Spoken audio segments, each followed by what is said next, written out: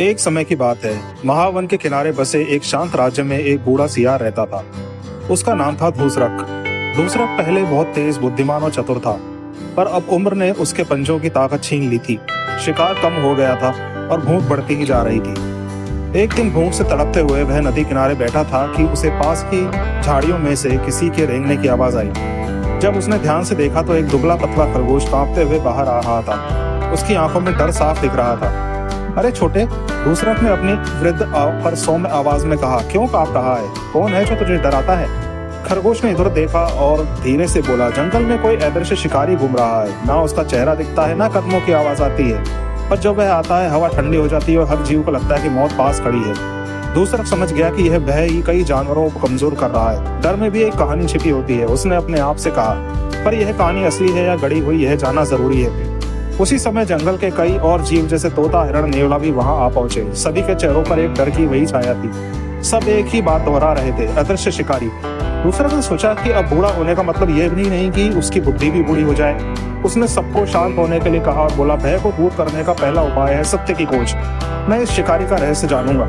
पर जंगल के बड़े जानवरों को धूसरक पर भरोसा नहीं था। सिंह, जो जंगल का राजा था, बोला, तुम बूढ़े हो चुके हो धूसरक, क्या तुम सच में किसी रहस्य में शिकारी का सामना कर पाओगे? धूसरक मुस्कुराया, शक्ति नहीं, बुद्धि इस जंगल को बचाएगी, बस मुझे एक रात दीजिए। कुछ सोचकर सिंह मान गया। रात ढली, पूरा जंगल अंधकार में डूबा हुआ था। हवा में अजीब सी ठंडक थी। धूसरक नदी किनारे बैठा वातावरण को ध्यान से सुन रहा था। अचानक झाड़ियों में सरसराहट हुई, पर कोई आकृति नहीं दिखी। फिर भी धूसरक ने महसूस किया कि कोई है बहुत पास, पर नजर नहीं आ रहा। कुछ ही पलों में धूसरक ने एक लंबी धीमी सांस सुनी, सांस जैसे पीछे से उसके कान को छूते हुए गुजरी हो। धूसरक का दिल तेजी से धड़कने लगा, पर उसने खुद को संयत रखा। कौन है? सामने आओ, उसने कहा, पर कोई आया नहीं। अचानक उसने देखा कि मिट्टी पर एक लंबी छाया हिल रही थी, पर आसपास कोई जीव नहीं था जिसकी छाया हो।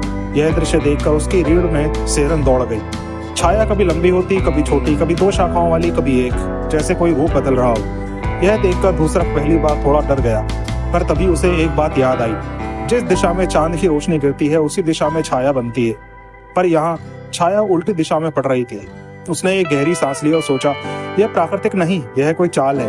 धूसरक ने अपनी सूंघने की क्षमता का सहारा लिया। धीरे धीरे उसे एक हल्की सी महक महसूस हुई, काई की, और मानो कोई बूढ़ा सड़ा हुआ पेड़ हो। समझ गया, उसने कहा, और तुरंत झाड़ियों के पीछे गया। वहां उसे एक अजीब सा जीव दिखाई दिया। वह एक गिरगिट था, पर साधारण नहीं। उसका शरीर इतना वातावरण के साथ घुला हुआ था कि वह लगभग अदृश्य लग रहा था। गिरगिट लंबे समय से अकेला रहता था और दूसरों में भय फैलाकर अपनी शक्ति बढ़ाना चाहता था। उसकी पूंछ बहुत लंबी थी, जो चांदनी में छाया जैसा रूप लेकर हिलती थी। धूसरक ने उसे देखते ही कहा, तुम हो वह शिकारी? गिरगिट फटकारा, मैं अदृश्य हूँ, अजय हूँ, मैं जंगल पर राज करूंगा। तुम बूढ़े हो, मुझसे नहीं लड़ पाओगे।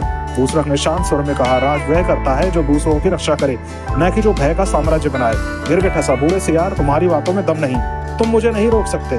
धूसरक ने शांत स्वर में कहा, शायद मैं न रोक पाऊं, पर जंगल जरूर रोक लेगा। गिरगिट को समझ नहीं पाया। उसी समय धूसरक ने जोर से हवा में सीटी बजाई। यह आवाज सुनते ही पेड़ों पर छिपे तोतों ने अपने पंख फड़फड़ाए, जिससे सूखी पत्तियां गिरने लगी। गिरगिट पर पत्तियां गिरते ही उसका रंग बदल चुका था और वह दिखाई देने लगा। अब जंगल के कई छोटे जीव घिरे हुए पत्तों को खड़खड़ाने लगे, जिससे गिरगिट की दिशा का अनुमान लगने लगा। धूसरक ने कहा, तुम अदृश्य नहीं, बस चालाक रंग बदलू हो, लेकिन पूरा जंगल जब एक हो जाए तो तुम्हारी चाल भी नहीं टिक सकेगी। गिरगिट क्रोधित हुआ और धूसरक पर झपटा, और धूसरक फुर्ती से बच गया। उम्र ने शरीर की ताकत छीनी थी, पर अनुभव ने गति को सही समय पर काम में लेना सिखा दिया था। अचानक जंगल के अन्य जीव भी पहुंच गए। सिंह गरजा, तो तू है जो हमारे जंगल में भय फैला रहा था। सभी जानवरों ने मिलकर उसे घेर लिया। गिरगिट समझ गया कि अब उसकी दहशत खत्म हो चुकी है। वह भागने लगा, पर धूसरक बोला, भागोगे कहाँ? जंगल अब एक हो चुका है। पर तभी एक ऐसा मोड़ आया जिसकी किसी ने कल्पना भी नहीं की थी। जैसे ही जानवर गिरगिट को पकड़ने वाले थे, उसने अचानक अपना पूरा शरीर जमीन पर चिपका लिया और अपना आकार बिल्कुल समतल बना लिया, पत्थर की तरह। सिंह दहाड़ा, कहाँ गया वो? वहां सिर्फ एक चपटी, ठंडी, पतली सी चट्टान पड़ी थी। सभी जानवर वहां देखने लगे, सब, पर कुछ ही क्षणों में चट्टान गायब थी। धूसरक हैरान रह गया। उसने जमीन को सूंघा और अचानक उसे एहसास हुआ, गिरगिट अब किसी भी जीव का रूप ले सकता है। वह कहीं भी हो सकता है, किसी के साथ चल सकता है, किसी के बीच भी बैठ सकता है। जानवरों में फिर डर फैलने ही वाला था कि धूसरक जोर से बोला, डरो मत, अब असली शिकारी उसका रूप नहीं बल्कि हमारा भ्रम है। जब हम बुद्धि खो देते हैं तब कोई भी हमें अपने डर का गुलाम बना सकता है। सिंह ने पूछा, पर अब वह कौन से रूप में हो सकता है? दूसरक ने गहरी सांस ली। कहीं दूर नहीं, वह अभी भी हमारे बीच हो सकता है, शायद किसी ऐसे रूप में जिस पर हम सबसे ज्यादा भरोसा करते हो। सभी जानवर चौंक कर एक दूसरे को देखने लगे। अचानक एक तोता कांप उठा। अगर वह हम में से ही कोई बन गया हो तो? दूसरक सिर हिलाकर बोला, यही तो उसकी सबसे बड़ी ताकत है, हमारा संदेह। अचानक उसी क्षण भीड़ के बीच खड़ा नेवला एक पल में हवा में घुलता हुआ गिरगिट में बदल गया।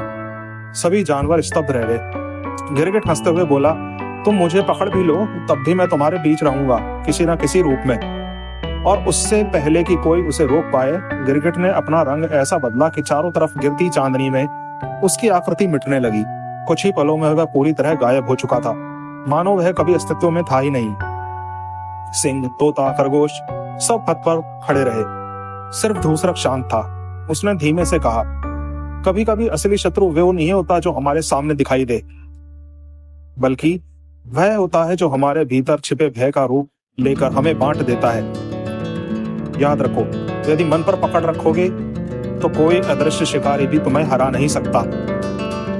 जंगल के सभी जीव उसकी इस बात को मन में उतार कर लौट गए, पर जाते जाते हर कोई आखिरी बार पीछे मुड़कर देखता। कहीं कोई छाया हिल तो नहीं रही, कहीं कोई रूप बदल तो नहीं रहा, कहीं गिरगिट फिर से उनके बीच आ तो नहीं गया। और यही था दूसरक की बात का सबसे चौंकाने वाला सत्य। गिरगिट को पकड़ लिया गया था या नहीं, यह तो कोई नहीं जान पाया, परंतु उस रात के बाद जंगल में एक ज्ञान हमेशा के लिए जगह बना चुका था। डर का शिकारी बाहर नहीं, भीतर होता है। तो दोस्तों, मेरी ये कहानी पसंद आई हो तो लाइक और शेयर अवश्य करें और चैनल को सब्सक्राइब जरूर करें। धन्यवाद।